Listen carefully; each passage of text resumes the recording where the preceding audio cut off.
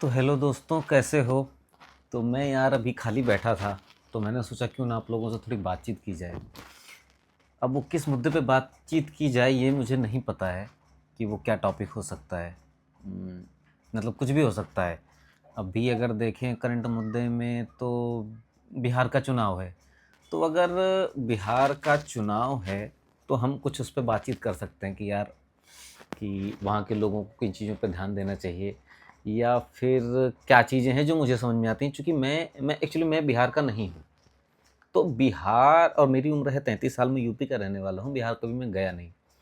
तो बिहार की जो मेरे दिमाग में जो छवि है, वो कभी बहुत ही बेहतरीन नहीं रही है, ठीक है? जबकि बहुत अच्छे-अच्छे आईएएस वहाँ से निकले हैं, बहुत अच्छे-अच्छे कलाकार वहाँ से निकले हैं, बहुत अच्छे-अच्छे शिक्षाविद वहाँ से निकले हैं और जो है सबसे बड़ा जो शिक्षा का केंद्र रहा है, वो भी बिहार रहा है।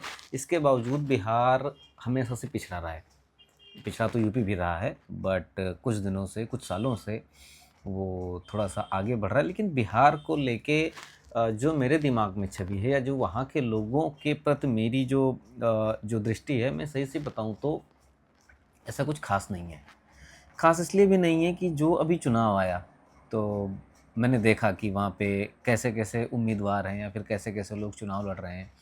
और जो सबसे बड़ी बात ये है कि मैं सही बताऊँ तो मैं जितना जान पाया कि बिहार मतलब आपके यहाँ पे जीतना बड़ा आसान है। कोई भी पार्टी चुनाव बड़े आसानी से जीत सकती है, चूँकि जितने मैंने वादे देखे कि किसी ने कहा कि वो, और मैं किसी पार्टी के साथ नहीं हूँ, पहले मैं बता दूँ। चूँकि बिहार को किसी भी कोई भी पार्टी हो, सबने जो है लूटा ही है, किसी ने बहुत बेहतर काम नहीं किया है। बेहतर काम किया होता तो आज शायद हम सब के दिमाग में बहुत अच्छी छवि होती। हालाँकि है, वहाँ के लोगों के प्रति सब कुछ है, लेकिन फिर भी वो बात नहीं है। वो बात क्यों नहीं है? चूँकि अब आप देखो ना कि आपको बोला गया कि आपके अकाउंट में 10,000 डाल दिया जाएगा। ठीक है, डाल दिया जाएगा, आपके पास पैसे आ जाएँगे और आप शायद वोट भी दे देंगे। सीधी-सी बात है कि भाई जो मुझे पैसा दे देगा, मैं उसको वोट दे देंगे। लेकिन यार दूसरी पार्टी कह रही है हम आपको जो है 1 करोड़ नौकरी देंगे या फिर हमारा घर-घर में सरकारी नौकरी देंगे। तो भाई ये तो नामुमकिन है, सवाल ही नहीं उठता है कि कोई सरकारी नौकरी इतनी आसानी से दे पाए। इतनी आसान होती तो फिर हम यूपी वाले हैं, हमें भी मिल रही होती। और यूपी में बीजेपी की सरकार है, बहुत अच्छा चल रहा है। शायद वहाँ भी हो तो बेहतर चले। बट बात ये नहीं है, बात ये है कि जब आप वोट डालने जाते हैं, तो आप क्या देखते हैं? कि आपकी जात बिरादरी का कोई बंदा खड़ा हुआ है? या फिर आप ये देखते हैं कि इसने जो वादे किए हैं वो आपके हक में हैं? तो मैं शुरू से आता हूँ कि अगर जातिवादिता है तो मैं आपको बताऊँ फिर जातिवादिता काम नहीं आती है। ये तभी तक काम आती है कि जब तक चुनाव है, कि आपका उम्मीदवार आपके पास आता है, मिलता है, आपके पैर छूता है। चूँकि जैसे ही ये सब खत्म हो जाता है फिर आप बस घर पे ही बैठे रहते हैं, वो मौज कर रहा होता है। फिर जो उसने बोला है वो करता नहीं है और फिर जब 5 साल वापस जब बीत जाते हैं, फिर जब वो वापस आता है, तो फिर वो वही वाला चूरन आपको चढ़ा देता है कि अरे! हम यादव हैं, हम पंडित हैं, हम भूमिहार हैं या फिर फलाना-ढिमका जो कुछ भी है, मुसलमान हैं।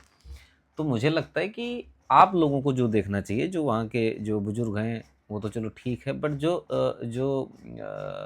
जो युवावस्था के लोग हैं, उनको ये देखना चाहिए कि जो हमारे नेता जो भाषण में बोल रहे हैं, इससे ज़ाहिर-सी बात है, इससे पहले भी 5 साल पहले भी उन्होंने कुछ न कुछ बोला ही होगा। तो क्या उन्होंने वो काम किया? देखो, मतलब इन द सेंस कि सरकारी नौकरी तो मिल नहीं सकती। कोई कितनी भी कोशिश कर इतनी मतलब है ही नहीं, सरकारी नौकरी रही नहीं गई है। अब सीधा-सा मुद्दा ये बनता है जो बेसिक चीज़ें हैं। अगर बेसिक चीज़ें आपकी पूरी हो रही हैं, उसके बाद हम जाते हैं वहाँ पे कि जो है नौकरी तो वहाँ का आदमी बाहर भी आके करता है। मैं यूपी का हूँ, मैं मुंबई में रहता हूँ, मैं खुद आके यहाँ नौकरी करता हूँ। मुझे इन चीज़ों से कोई शिकायत नहीं है। शिकायत बस इतना सा है कि जब मैं घर पे फ़ोन करता हूँ और जो बेसिक चीज़ें हैं वो मेरे घर में बड़ी आसानी से पहुँच जाती हैं। वो चाहे सिलेंडर हो गैस का या फिर सामान हो या फिर अस्पताल हो, ये सब चीज़ें मेरे यहाँ बड़ी, ख़ासकर मेरे गाँव में बड़ी ईज़िली अवेलेबल हैं, तो मुझे अच्छा लगता है कि हाँ, मैं जिसको वोट दे रहा हूँ उसके फ़ायदे हैं। आप एक फ़ोन कीजिए, आपको एम्बुलेंस आ जाएगी।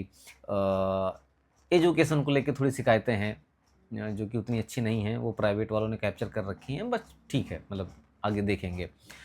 बट अगर बिहार है, तो बिहार में भी आपको इन चीज़ों को देखना चाहिए। अब चाहे जो हो, मैं किसी के साथ नहीं हूँ, वो चाहे जो है खेसारी लाल हों, वो चाहे रवि किशन भैया हों, वो चाहे कोई भी खड़ा हो, चाहे मैथिली ठाकुर खड़ी हुई हों, तो ठीक है, मतलब उनको आप मौका दें कि ये करेंगे कुछ, बट अगर आपको लगता है कि नहीं ये नहीं करेंगे, ये बस चुनाव भर के हैं, मैं आपको सच बात बताता हूँ, आप वोट बिल्कुल मत दीजिए। वोट का हकदार वही है जो आपके हित में काम करे। आज बिहारी मुंबई आते हैं, पीटे जाते हैं, ठीक है, और बिहार में बैठ के लोग भाषणबाजी कर लेते हैं कि हम ऐसा करेंगे वैसा करेंगे, बट नहीं है भाई साहब। ज़मीनी स्तर पे बुरी स्थिति है, यूपी वालों को भी बुरी स्थिति है, या फिर मुंबई में आउटसाइडर की सबकी स्थिति है, लेकिन खासकर टारगेट पे लिए जाते हैं बिहारी। बिहारी क्यों लिए जाते हैं? चूँकि ईज़िली उनको प्रताड़ित किया जा सकता है, उनके साथ कोई है नहीं, ना वहाँ की सरकार है, ना वहाँ के लोग हैं, वो वहीं तक हैं, और जैसे एक बार चुनाव जीत जाते हैं फिर सब अपनी पेटियाँ भरते हैं। जबकि मैं सच बात बताऊँ, मैं जो कि आपके पटना में ही पढ़ाते हैं खान सर, या फिर कई सारे ऐसे टीचर हैं कि उनको देख के लगता है कि जो है आगे आने वाला जो फ्यूचर है बिहार का वो बड़ा बेहतर किया जा सकता है, हो सकता है। लेकिन कभी-कभी उनके साथ भी मैंने देखा है कि राजनीति हो ही जाती है।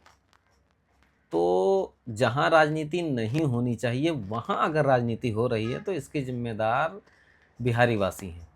ये आपकी ज़िम्मेदारी है कि जहाँ नहीं होनी चाहिए वहाँ क्यों हो रही है।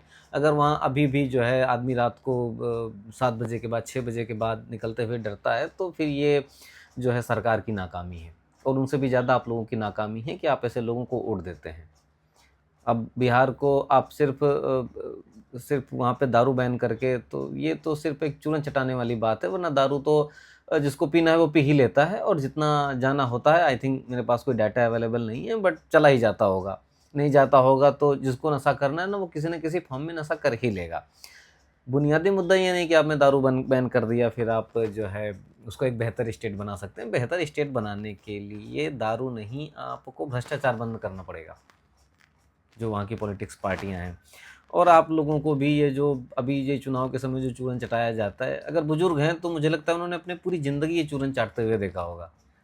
और जो नए वाले बंदे हैं, तो अगर आप भी उन्हीं की तरह सोच रखेंगे तो काम नहीं चलेगा कि ये हमारी जात के हैं, या फिर ये हम उम्मीद नहीं रख सकते हैं। आपको विश्वास चाहिए, आपको सीधा-सीधा सा कि हम वोट देंगे, लेकिन हमें विश्वास चाहिए।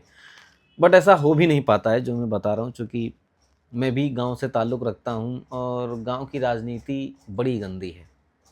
और बिहार चूँकि ऑलमोस्ट जो है किसान रहते हैं वहाँ पे, और किसानी होती है, खेती होती है, तभी हम लोगों को भोजन मिलता है। लेकिन मैं आपको बताऊँ, बड़ी बुरी स्थिति है किसानी को भी लेके। मैं सही बताऊँ, मेरा खुद का खेत है, और मैं जितने का धान लगाता हूँ, वो जितने का धान मैं लगाता हूँ, फिर मैं जब उसको कटाई करके जब मैं बेचता हूँ, तो मेरी जेब से 500-600 चले ही जाते हैं, मेरे को कुछ मिलता नहीं है। बट एक अच्छी बात ये लगती है कि अपना खेत है, अपना बोया हुआ चीज़ है, अपना अनाज है, तो इसलिए बस अच्छा लगता है। मैं सोचता हूँ अदरवाइज़ खेती में कुछ रहा नहीं। रहा भी क्यों नहीं? खेती करने वाले करते हैं, बट प्रोत्साहन नहीं है। हम वही बेसिक चीज़ें उगाते हैं, धान, गेहूँ, गन्ना, जो कि मतलब ऐसा कुछ है नहीं। तो अगर इसके लिए भी वहाँ, ये तो बेसिक बुनियाद चीज़ें हैं बिहार की, अगर इसके लिए भी वहाँ की गवर्नमेंट या फिर वहाँ के जो एमएलए हैं, वहाँ पे विधायक, सांसद, अगर ये लोग नहीं खड़े होते हैं ना, तो मुझे लगता है कि आप फिर गलत इंसान को वोट दे रहे हैं। आपको ऐसे इंसान को वोट देना है जो आपके साथ खड़ा रहे, जो आपकी के बारे में सोचे। वरना हम ऐसे धान और गेहूँ उगाते रहेंगे, और उनको काटने के लिए शहर से गांव जाएंगे। जब कटाई ख़त्म हो जाएगी हम फिर शहर आएंगे, फिर कमाएंगे, फिर वापस जाएंगे। तो बेहतर कुछ ऐसा होगा कि कुछ अच्छे विकल्प निकलें, ताकि ताकि जब हम छठ पूजा पे या फिर दिवाली पे या होली पे जब जाएं, और जब उधर से जब हम अपनी गठरी उठा के आने की सोचें, तो वो जो हमारी आंखों में आंसू होता है कि यार जो है कुछ दिन और रुक जाते। तो मैं चाहता हूँ आप वोट इसलिए दें कि ताकि आप वहाँ रुक सकें, अपनी फैमिली के पास, अपने लोगों के पास एक अच्छा दिन निकाल सकें, कुछ 4 पैसे कम कमाएं, बट जो हो वो अच्छे से कमाएं, अच्छा हो। बाकी बस यही आपसे बात करनी थी। बाकी मुझे इतना कुछ ख़ास था नहीं, मैं बैठा था, मैंने सोचा कि आपसे कुछ बात करें, क्योंकि बात करने से ही बात पहुँचती है लोगों तक। तो आप भी अपनों में अपने घर में बैठ के बात कीजिए, एक चर्चा कीजिए, एक विमर्श कीजिए। आप पहले घर से स्टार्ट करेंगे, आप घर में बात करना स्टार्ट करेंगे, फिर घर वाले बाहर स्टार्ट करेंगे बात करना, धीरे धीरे वो चौराहे पे बात पहुंचेगी। तो जब बात स्टार्ट होगी, बात निकलेगी, तभी कहीं तक पहुंचेगी। बात अगर सोचोगे नहीं, बोलोगे नहीं, डिस्कस नहीं करोगे तो कैसे पहुंचेगी।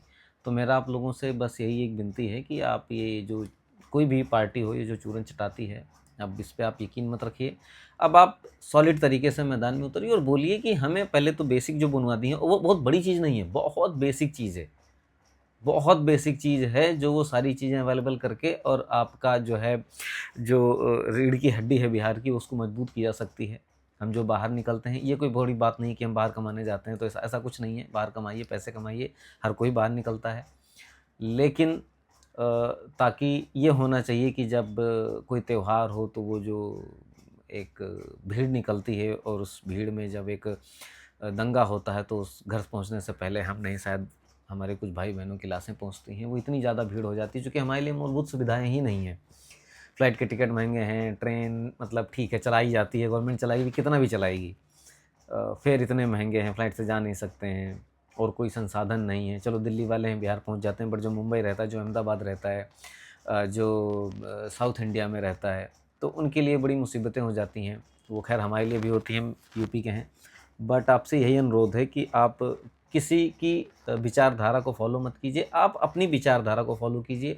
आप अपने से सवाल कीजिए और अपने जवाब मांगिए। अगर जवाब कोई नहीं दे पाता है तो छोड़ दीजिए। और हर बार आप जातिगत वोट मत दीजिए। आपका काम है अपनों को जो है अच्छा बनाना, आपके बूढ़े बुजुर्ग माता पिता जो कि अच्छे से रह सकें, उनको मूलभूत सुविधाएं मिल सकें, उनको स्वास्थ्य चिकित्सा मिल सके, उनको चीज़ें आसानी से मिल सकें। बाकी ये जो राशन का चूरन चटा दिया जाता है, फिर ये जो नरेगा का चूरन चटा दिया जाता है, ये यूपी में भी बहुत है। मैं आपको सच बात बताऊं कि लंका लगी हुई है कि जिनको ज़रूरत नहीं है उनको मनरेगा मिलता है, ठीक है। अब राशन दे दिया जाता है, गवर्नमेंट राशन ना भी दे तो बेचारी हार जाएगी, तो अब राशन मजबूरी में देना पड़ता है ताकि वोट मिले तो हम कुछ अच्छा करके दिखाएंगे। बट आपको मैं सही बताऊं कि जब तक अब आपको राशन मिल जाता है, ठीक है, नरेगा में 200-300 रुपये मिल जाते हैं, फिर आपको लगता है मौत भरी ज़िंदगी है, बाहर जाने की क्या ज़रूरत है। नहीं, बट ऐसे नहीं चलेगा। कब तक आप जो है राशन पर और ये मनरेगा पर नरेगा पर बिकते रहेंगे। आपको अपनी मानसिकता बदलनी होगी। आपको जो बिहार की जो रीढ़ की हड्डी रही है शिक्षा, उसको मजबूत करनी पड़ेगी। हर व्यक्ति को शिक्षित होना पड़ेगा, शिक्षा के लिए आगे आना पड़ेगा और अपनी गवर्नमेंट को बोलना पड़ेगा कि भाई ऐसा नहीं काम चलेगा। आप राशन भले मत दो, लेकिन शिक्षा बेहतरीन दो, क्योंकि जब आप शिक्षित होंगे तभी आप जो है अपने प्रदेश का, अपने देश का कायाकल्प कर सकेंगे, उसको वहाँ तक पहुँचा सकेंगे जिसका वो अधिकारी है। इस देश को हम जो है एक बेहतर लेवल पर, अपने स्टेट को, अपने परिवार को ले जा सकें। बट उसके लिए ये जो झूठी बातें हैं ना, इससे प्लीज़ आप लोग निकलिए और अपने बिहार के लिए खड़े होइए, अपने परिवार के लिए खड़े होइए, अपने देश के लिए खड़े होइए।